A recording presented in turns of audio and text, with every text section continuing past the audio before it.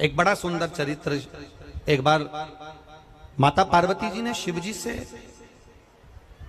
संसार में सुख और दुख के बारे में स्मरण किया। आवाज बढ़ाओ। शिव जी से सुख और दुख के विषय में माता पार्वती जी ने प्रश्न किया। थोड़ा ध्यान से सुनना, बड़ा अच्छा चरित्र। काशी में नंदन वन में भगवान शंकर और पार्वती बैठे हैं।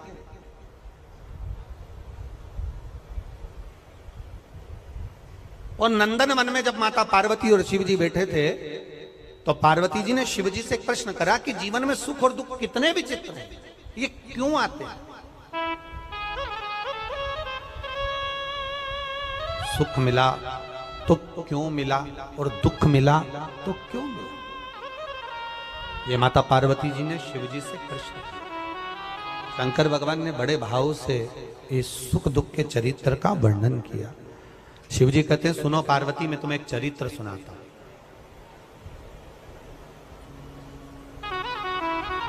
नंदनवन काशी में बैठे हैं।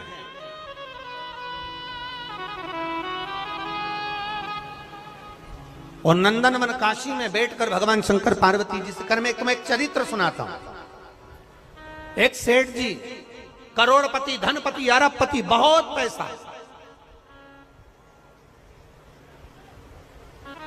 दुनिया का सारा ठाठ सेठ जी के पास में था।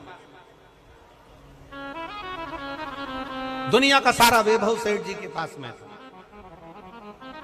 करोड़ों का धन सेठ जी के पास में, गाड़ी बंगला सब कुछ, सब दिया परमात्मा ने, बहुत दिया। पर सेठ जी कंजूस थे और उन्होंने अपनी जिंदगी में आज तक एक चवन्नी का दान नहीं किया। कभी किसी को एक गिलास पानी नहीं पिलाया। रिश्तेदार भी अगर आ जाएं तो वो पानी ना पिलाए, भोजन ना कराए, तो रिश्तेदारों ने आना भी बंद कर दिया। कोई नहीं आता, कभी दान नहीं करा। और उसके यहाँ का नियम था, सेठ जी के 3 बेटे, सेठ जी के तीनों बेटों में से 2 बेटों की शादी हो गई, एक बेटा कुंवारा था, सबसे छोटा वाला। छोटे बेटे की शादी होना थी। सेठ जी ने संबंध देखा और बच्चे का विवाह करा। छोटी बहू घर के अंदर आ गई। छोटी बहू आई तो घर की जो जेठानियां थी, दोनों जेठानियों ने छोटी बहू को अपने कमरे में बिठाया और बिठाकर समझाया, सुनो,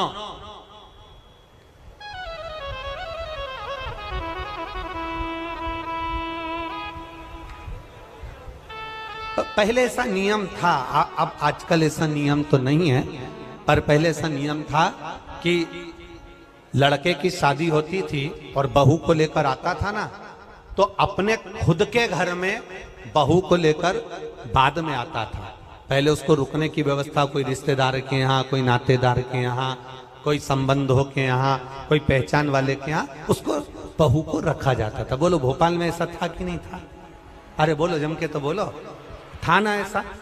लड़का शादी कर कर बहू को लेकर आया, सीधे अपने घर नहीं आया, पहले उसको कोई मित्र के आधिक पहचान वाले, दीदी, जीजा, बहनोई, नातेदार, रिश्तेदार, कुटुंब, कबीला, अड़ोसी पड़ोसी, रिश्तेदार वाला, उसके यहाँ पर उस बहू को, उस छोरे को, बहू बेटा को वहां रोका जाए। काहे के लिए रोकते थे? उसको रोकने का कारण क्या था? उसको रोकने का कारण केवल एक था। क्यों रोका जाता था? केवल एक कारण से कि बहू जब वहां पर आए तो उसको हमारे घर के बारे में हमारे रिश्तेदार सब बता दें कि तुम्हारी सास ऐसी है, तुम्हारे ससुर ऐसे हैं, तुम्हारा देवर ऐसा है, तुम्हारा जेठ ऐसा है, तुम्हारा परिवार ऐसा है। अब जो छोटी बहू आई है तो दोनों जेठानियों ने उससे मिला और मिलकर कहा, सुनो, हमारे ससुर का एक नियम बड़ा प्रबल है, उसको याद रखना। हमारे ससुर का नियम बड़ा तेज है, उसको याद रखना। कौन सा नियम? छोटी बहू ने पूछा कि तुम्हारे यहाँ का नियम क्या है? तो हमारे ससुर का एक नियम है, कभी जिंदगी में अगर घर में रहना है तो दान बिल्कुल, बोलो बोलो, जम के बोलो, नहीं करना है। एक रोटी का भी दान मत करना। अगर डब्बे में रोटी बच जाए तो दूसरे दिन उस रोटी को मिक्सर में पीस के चूड़ा बना के खजाना पर गाय को भी मत देना। ये हमारे ससुर का नियम।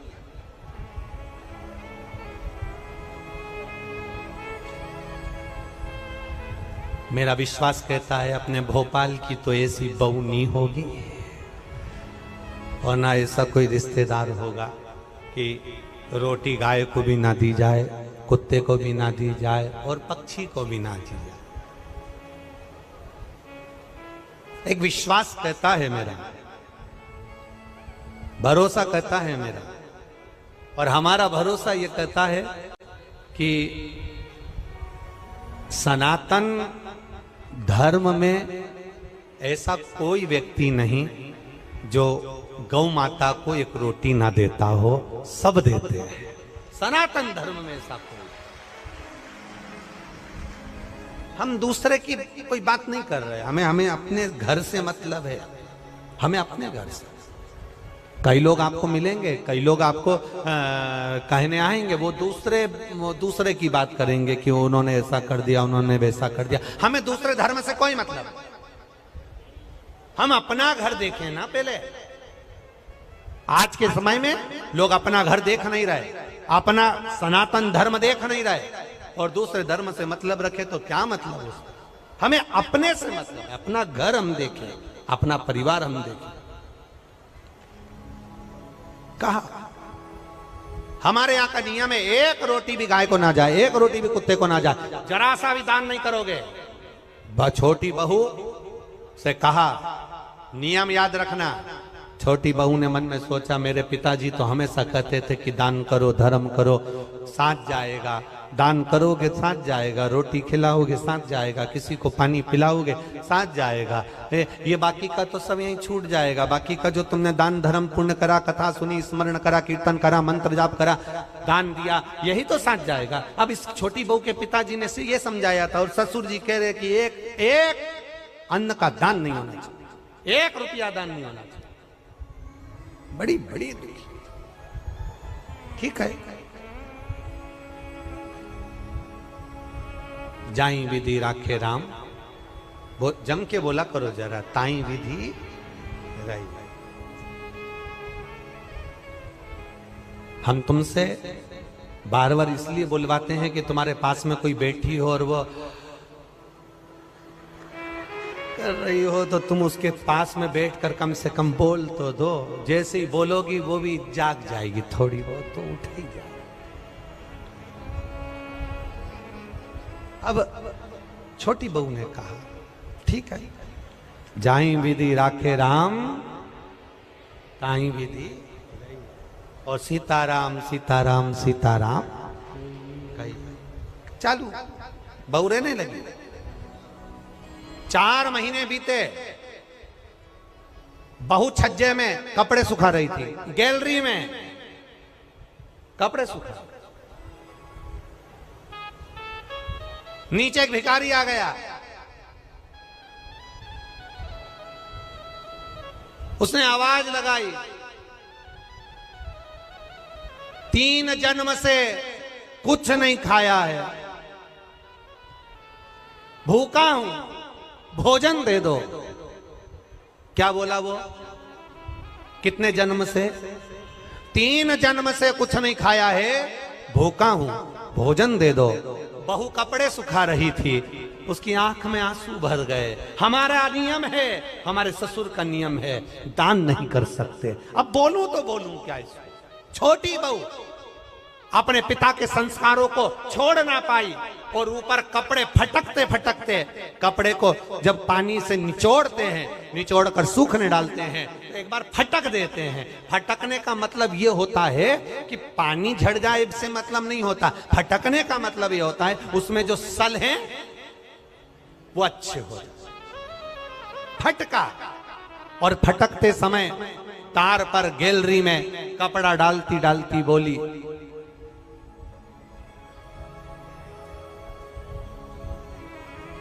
बासी खाना खा रहे हैं, कल हमारा उपास है। क्या बोली? आप भी बोलो, जम के बोलो। बासी खाना खा रहे हैं, कल हमारा उपास है। इतना भिखारी ने सुना और भिखारी चले गया। अब भिखारी तो चले गया, पर नीचे जो कुर्सी डाल के अखबार पढ़ रहा था, कौन? जम के बोलो, ससुर। बस उसने सुन लिया। अच्छा हुआ तुमने ससुर बोला हो, नहीं तो एक जगह कथा कर रहे थे, उन्होंने कह दिया एक भिखारी तो चले गया, पर नीचे जो कुर्सी डाल के अखबार पढ़ रहा था, तो लोगों ने कह दिया वो भी। भोपाल के लोग एक बात तो है, इस मामले में समझदार बहुत है। जबरदस्ती लोग भोपाली लोगों का, भोपाल के लोगों के कह देते हैं साहब माँ तो इतनी गाली बकते हैं, माँ तो ये साड़ा तेड़ा बोलते हैं, साहब माँ तो बात बात में अपशब्द कह देते हैं। हमने देखा, अभी हमको भी यहाँ पर 3 दिन हो गए, सब अच्छे से ही बोल रहे हैं, सब अच्छे। एक भी ऐसा नहीं मिला जो गड़बड़ बोला, एक भी। बड़े भाव, वो तो दुनिया के लोग हैं, कहते रहेंगे, अपन तो अपना भजन करो।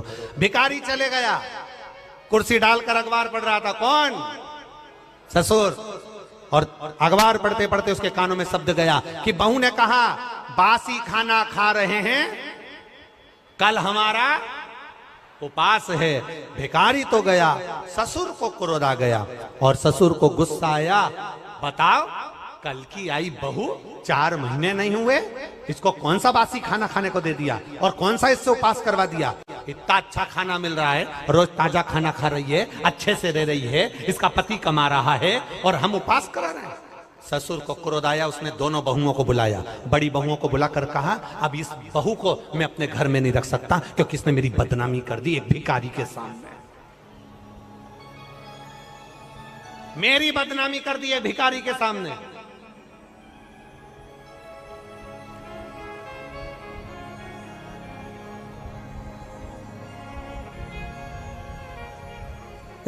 होता है, एक सास भी ऐसी थी, एक कथा में आता है, एक सास ऐसी थी, वो कभी दान नहीं करती, एक चीज नहीं, कुछ नहीं दान करे। और पड़ोसी के यहां बैठी थी और उसकी बहू बड़ी धर्मात्मा थी, वो पड़ोसन के यहां बैठी थी। भिखारी आया, भिक्षा मांगते मांगते इसके घर गया, बहू से कहा भिक्षाम देही। बहू ने तुरंत उठाकर एक कटोरी आटा भरकर उसको दे दिया। अब ये भिक्षा मांगते मांगते पड़ोसन क्या गया, ये भी वहीं ओटले पे बैठी थी सास भी। इतने में तुरंत सास ने वहां पर आवाज लगाया, भिक्षुक ने, माता भिक्षाम देही, तो पड़ोसन ने भी उसको भगा दिया। तो इसने जो यहाँ बैठी थी पड़ोसन, इसने पूछा क्यों, वो तीसरे नंबर के घर पर गए थे क्या? हाँ। कुछ दिया क्या? हाँ। क्या दिया? एक कटोरी आटा। इसमें इतने में भिखारी का हाथ पकड़कर बुढ़िया लेकर अपने घर गई और बहू को बुलाया। बहू, ए बहू। बहू आई। क्या है मां? तूने भिखारी को एक कटोरी आटा दिया? हाँ। किससे पूछ के दिया? किसी से नहीं, अपना घर है, दान करना चाहिए। इतने में सास को गुस्सा आया और भिखारी से कहा, भिक्षुक से कहा, तुमने मेरे घर से आटा लिया? हाँ। वापिस दो।